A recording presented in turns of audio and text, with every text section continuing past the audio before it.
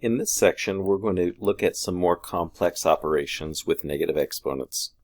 So what we remember from earlier is that when we have a fraction, you can write it as the numerator divided by the denominator. So the numerator is 3 times 5 to the negative 2, and the denominator is 2 to the negative 3.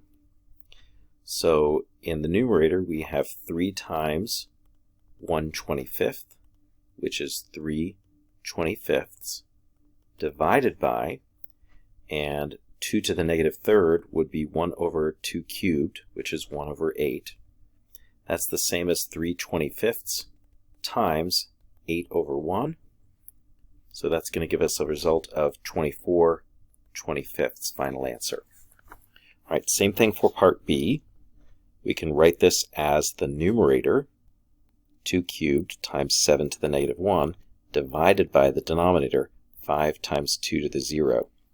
So this will give us 8 times 1/7 divided by 5 times 1. So we've got 8/7 divided by 5, which is 8/7 times 1/5, or 8/35.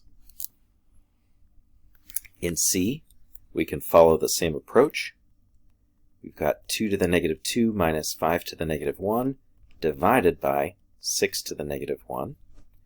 So this will be 1/4 minus 1/5 divided by 1/6.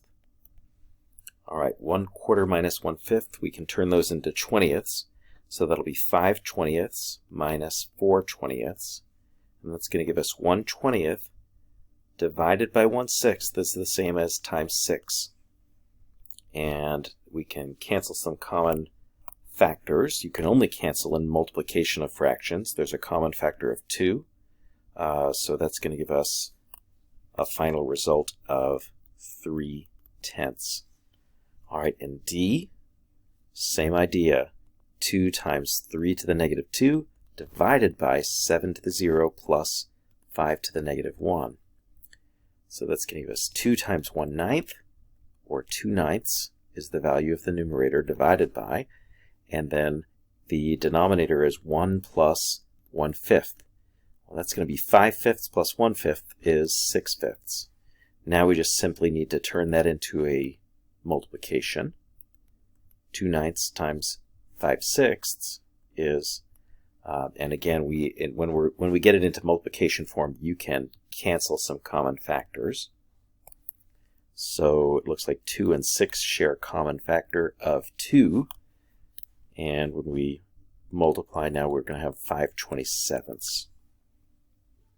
Now putting it in variable form, we're going to still use the same approach. A times b to the negative 3 divided by a to the negative 2 times b to the negative 4. So that's going to give us a times 1 over b cubed. Numerator is a over b cubed divided by, and the denominator is 1 over a squared times 1 over b to the 4th, which is 1 over a squared b to the 4th. Now don't cancel yet because we haven't turned it into multiplication. So a over b to the 3rd times a squared b to the 4th. Now we can do some canceling. We've got 3 factors of b that can cancel with 3 factors of b in the numerator. That's going to leave a single factor of b. And then the a's don't cancel because they're both populating the numerator. When we multiply, we're going to get a to the 3rd times b over 1. And you should simplify that to a to the 3rd times b, because over 1 means divided by 1. And when you divide something by 1, you get the same result that you started with. And last one of this type, we've got the numerator divided by the denominator. So that's 1 over y minus 1 over 3 divided by 3 times 1 over y. All right, we're going to need a common denominator. And so our common denominator for the subtraction will be 3y. So we have 3 over 3y minus y over 3y That's going to give us 3 minus y over 3y.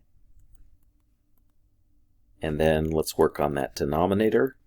The denominator is 3 over y. So let's go ahead and change that in the next step to times the reciprocal, y over 3.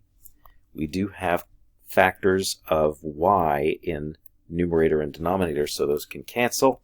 That's going to leave us with 3 minus y over 3 times 3, which is 9, and that's our final answer. All right, try A below on your own. For A, you should have gotten 10/9. Now try B. For B, you should have a final result of 6/25. Now try C. Final result for C, x squared times z to the 6th over y cubed. Now try D. Final result for B, or for D rather, is b squared plus a squared over a times b. And that's it for this section.